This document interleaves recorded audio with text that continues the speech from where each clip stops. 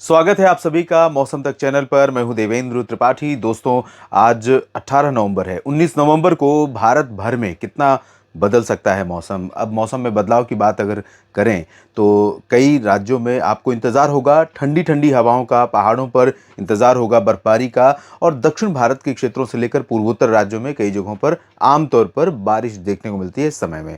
तो इस समय जो सिस्टम है, मौसमी सिस्टम, लो प्रेशर के रूप में यहाँ पर वो साइक्लोन मिथिली जो आगे बढ़ा था, और बंगाल की खाड़ी पर ये मानसून के बाद का दूसरा तूफान था। इससे पहले आया था हामून, और जिस रास्ते हामून आगे बढ़ा था उसी रास्ते लगभग उसी तरह से खेपुपाड़ा से ही लैंडफॉल हुआ था बांग्लादेश के ऊपर से इस सिस्टम का, इस तूफान का, और इसका नाम मिथिली था। तो ये अब कमज़ोर हो गया है और लो प्रेशर के रूप में यहाँ पर नागालैंड तथा आसपास के भागों पर है और काफ़ी यहीं पर घूम रहा है। जैसा कि मैंने आपको दिखाया था, न्यूज़ मीडिया मंच पर एक वीडियो अपलोड किया था सुबह, तो उसमें आपने देखा होगा। इस सिस्टम के साथ साथ अंडमान व निकोबार द्वीप समूह के ऊपर एक सर्कुलेशन बना है। एक सर्कुलेशन यहाँ पर श्रीलंका और एडजॉइनिंग प्लेसेस पर है, और यहाँ पर इस सिस्टम से लेकर श्रीलंका पर बने सर्कुलेशन तक एक ट्रफ बना हुआ है। उत्तर भारत के भागों पर एक पश्चिमी विक्षोभ है, लेकिन कितना प्रभावशाली है, बादलों के यहाँ पर पहुँचने की जो गति है या बादलों की जो इंटेंसिटी है, उसको देखकर आप खुद ही अंदाज़ा लगा सकते हैं। और ये सिस्टम कल भी यहाँ पर इसी तरह से या थोड़ा सा इससे ज़्यादा इम्पैक्ट डाल सकता है उत्तर भारत के पर्वतीय रीजन पर। मैदानी इलाकों पर या फिर मध्य भारत और पूर्वी भारत के भागों पर हवाओं के रुख में थोड़ा सा परिवर्तन होने वाला है। उत्तर दिशा की हवाएं, शुष्क हवाएं, खासतौर पर उत्तर भारत के मैदानी क्षेत्रों में इंक्लूडिंग पंजाब, हरियाणा, दिल्ली, और साथ में आगे जब बढ़ें तो उत्तर प्रदेश और बिहार के ऊपर चलने वाली हैं। लेकिन ये हवाएं अपना असर दिखाएं उससे पहले पूर्वी आर्द्र हवाएं अपना काम करेंगी, और पूर्वी आर्द्र हवाएं जब पहुंचेंगी तो ओडिशा से लेकर इन भागों पर मौसम काफ़ी बदलेगा। क्या होगा बताएंगे अगली स्लाइड में। और साउथ पेनिनसुलर रीजन पर जो नॉर्थ ईस्ट मानसून की सक्रियता है, या फिर बंगाल की खाड़ी में जो सक्रियता देखने को मिल रही है, जैसी कई बार मॉनसून सीजन में देखने को मिलती है, तो इसका इम्पैक्ट क्या पड़ेगा, क्या इतने बादल आगे पहुंचेंगे, आइए जानते हैं। बात मैं आपको वो बताता हूं कि क्या परिवर्तन होने वाला है। जो ये हवाएं चलेंगी, पूर्वी हवाएं चलेंगी, इन देखिए, जो सिस्टम था साइक्लोन, उस सिस्टम से लेकर तमिलनाडु के पास बने हुए सर्कुलेशन तक एक ट्रफ थी, और इसी ट्रफ के कारण हवाएं कुछ इस तरह से पहुंचने के बाद आगे मध्य भारत में पहुंच रही हैं। और अभी भी सिचुएशन यही है कि यहाँ से बंगाल की खाड़ी से आर्द्र हवाएं साउथ पेनिनसुलर रीजन और मध्य भारत के बीच में पहुंचने के बाद थोड़ा सा टर्न ले रही हैं, और टर्न लेने के बाद आगे बढ़ रही हैं। तो जाहिर है कि इन हवाओं में नमी है, और नमी ज़्यादा कहीं पर भी पहुंचती है तो वहां पर बादल बनने की संभावनाएं रहती हैं। तो लेकिन अब इतनी पर्याप्त नमी भी नहीं है कि वो थंडर क्लाउड्स यानी क्यूमुलोनिम्बस क्लाउड्स जनरेट कर सकें या प्रोड्यूस कर सकें। तो जो बादल यहाँ पर बनेंगे ओडिशा से लेकर छत्तीसगढ़ या मध्य प्रदेश, महाराष्ट्र और गुजरात के ऊपर, साथ ही साथ थोड़ा सा झारखंड के ऊपर भी बादल दिखाई देंगे, और राजस्थान के ऊपर भी बादल दिखाई देंगे।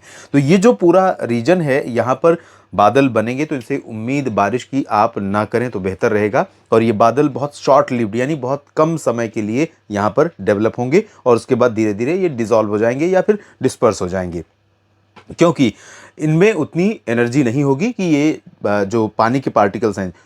बादल बनते कैसे हैं आप जानते हैं, हवा के साथ नमी ऊपर पहुंचती है और उस जगह पहुंचती है जहां पर पानी जमने लगता है। पानी की बूंदें जो हमें दिखाई नहीं दे रही हैं हवा में मौजूद, वो बूंदें वहाँ पर जमने लगती हैं, और वो जमने के बाद ही जब कंडेंसेशन होना शुरू होता है तो धीरे धीरे पानी के पार्टिकल इकट्ठा होने लगते हैं और बादल बनने लगते हैं, और वही बादल आगे चल करके बारिश देते हैं। तो ऐसे बादल यहाँ पर नहीं डेवलप हो पाएंगे जो डेंस हों, और जिनके चलते थंडर क्लाउड्स के साथ, थंडर स्टॉर्म के साथ बारिश हो। तो फिलहाल इस परिस्थिति के बीच में उत्तर भारत के जो पर्वतीय क्षेत्र हैं, गिलगित बाल्टिस्तान, मुजफ्फराबाद, लद्दाख, और साथ ही साथ जम्मू कश्मीर, हिमाचल प्रदेश के उत्तर पश्चिमी क्षेत्र, इन भागों में कहीं कहीं पर बादलों का प्रभाव रहेगा, और थोड़ी बहुत उम्मीदें आप कर सकते हैं हायर रीचेस पर थोड़ी बहुत बर्फ गिर सकती है या हल्की वर्षा हो सकती है, लेकिन चांसेस के बहुत कम है। उत्तराखंड में ना के बराबर चांस है। उम्मीद थी कि जब 18-19 नवंबर को WD आएगा तो कुछ ना कुछ यहाँ पर गतिविधियाँ देगा, तो ये गतिविधियाँ फिलहाल बस बहुत सीमित रहेंगी, इंटेंसिटी वाइज भी और एरिया के हिसाब से भी।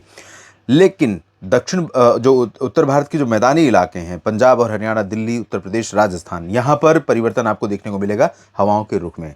हवाएं आज भी चल रही थी उत्तर पश्चिमी दिशा की, लेकिन बीच बीच में पूर्वी हवाएं भी अपना जोर मार रही थी। तो इस बीच में कहीं कहीं पर पोल्यूशन भी था, धुंध और कुहासा भी था, और बादल भी थे थोड़े बहुत।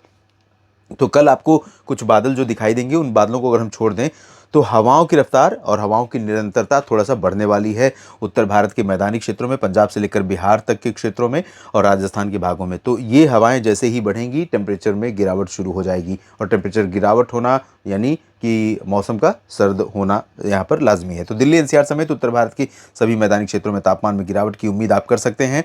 मौसम ठंडा हो जाएगा कल से शाम से और 20 नवंबर को और ज़्यादा इम्पैक्ट देखने को मिलेगा। बिहार, झारखंड और पश्चिम बंगाल की बात अगर करें तो यहाँ पर थोड़ी-सी पूर्वी हवाएँ रहेंगी, थोड़ी-सी पश्चिमी हवाएँ रहेंगी और इन हवाओं के बीच में यहाँ पर भी थोड़ा-सा हेज़, मिस्ट, कुहासा यानी धुंध, कुहासा, कोहरा ये सभी कुछ आपको देखने को मिलेगा। कोहरा तो अभी नहीं रहेगा, लेकिन स्मॉग जैसी सिचुएशन रहेगी यानी स्मोक और हेज़ का मिक्सचर रहेगा। फॉग की अभी उम्मीदें नहीं हैं क्योंकि टेम्परेचर उतना गिरा नहीं है। तो यहाँ पर थोड़ा-सा धुंध बेसिकली अगर हम कहें तो धुंध रहेगी आपको साधारण भाषा में और वो धुंध प्रदूषण या धुएँ और नमी यानी कुहासे की कुहासे की उपस्थिति के कारण यहाँ पर देखने को मिलेगी। पूर्वोत्तर भारत में बारिश की गतिविधियाँ बहुत रिड्यूस हो जाएंगी, लेकिन इसके बावजूद मेघालय तथा नागालैंड और मणिपुर, दक्षिणी असम में कहीं-कहीं पर और मिजोरम तथा त्रिपुरा में भी 1-2 स्थानों पर थोड़ी बहुत बूंदाबांदी, हल्की वर्षा हो सकती है। थोड़ी बहुत संभावना आपको अरुणाचल प्रदेश के उत्तरी जो सीमावर्ती रीजन्स हैं, यहाँ पर भी देखने को मिल सकती है। मध्य भारत के भागों में जैसा कि मैंने बताया बादल दिखेंगे, यही एक मेन फीचर होगा और टेम्परेचर में गिरावट अभी नहीं हो रही है, तो ज़ाहिर सी बात है कि मौसम उतना ठंडा नहीं हो रहा है। हालाँकि इसके बावजूद कई ऐसी लोकेशंस हैं जैसे अगर हम बात करें महाराष्ट्र की तो यहाँ पर जलगांव और आसपास के भागों में कई जगहों पर तापमान काफ़ी गिरा था इससे पहले और शिमला से भी ठंडा हो गया था, 11 और 10 डिग्री भी पहुंचा था। इसी तरह से पचमढ़ी समेत मांडला समेत तमाम शहर हैं, तमाम लोकेशंस हैं मध्य प्रदेश में जहां पर तापमान में गिरावट होती है, चाहे उत्तर पश्चिमी ठंडी हवाएं पहुंचें या ना पहुंचें, क्योंकि सूरज इस दौरान उत्तरायण हो चुका होता है। सूरज दक्षिणायन जिसका लाइफ स्पैन जो है यानी सनराइज से लेकर सनसेट के बीच का जो ड्यूरेशन है, अवधि है सूर्योदय से सूर्यास्त के बीच की, वो कम हो जाती है और इसकी वजह से और साथ ही साथ पृथ्वी से दूरी जो भूमध्य रेखा के आसपास के रीजन है उनसे दूरी भी सूरज की बढ़ जाती है और इसी वजह से सर्दियों में मौसम ठंडा होने लगता है, ये भी कारण। तो यहाँ पर फिलहाल ड्राई वेदर रहेगा, बादल थोड़े दिखाई देंगे और कोई परिवर्तन नहीं होगा ना गुजरात में, ना छत्तीसगढ़ उड़ीसा में, ना मध्य प्रदेश और महाराष्ट्र में। गोवा में भी इसी तरह का मौसम रहेगा। कर्नाटक, तेलंगाना और आंध्र प्रदेश ये पूरा का पूरा रीजन 3 राज्य यहाँ पर ड्राई वेदर वाले होंगे। तटीय कर्नाटक, दक्षिणी आंतरिक, उत्तरी आंतरिक सभी जगहों पर शुष्क मौसम रहेगा, लेकिन बंगाल की खाड़ी में हलचल का असर धीरे धीरे आपको तटवर्ती रीजन्स में हवाओं के बढ़ने और कुछ इलाकों में बादल के छाने से देखने को मिलेगा। और असल में बारिश के रूप में अगर असर कहीं दिखाई देगा तो चेन्नई और पुदुचेरी से लेकर तमिलनाडु के तटों और दक्षिणी आंतरिक इलाकों में और दक्षिणी केरल के कई जगहों पर, साथ ही साथ लक्षद्वीप के कुछ एक आइलैंड्स पर इसका असर बहुत ज़्यादा दिखाई देगा, जिसकी वजह से यहाँ पर भारी बारिश कई जगहों पर हो सकती है और अंडमान और निकोबार द्वीप समूह में कुछ स्थानों पर वर्षा होने की संभावना यहाँ पर बनी रहेगी। इस बुलेटिन में, इस वीडियो में अभी इतना ही। लगातार आप बने रहिए मौसम तक चैनल और न्यूज़ मीडिया मंच के साथ। धन्यवाद।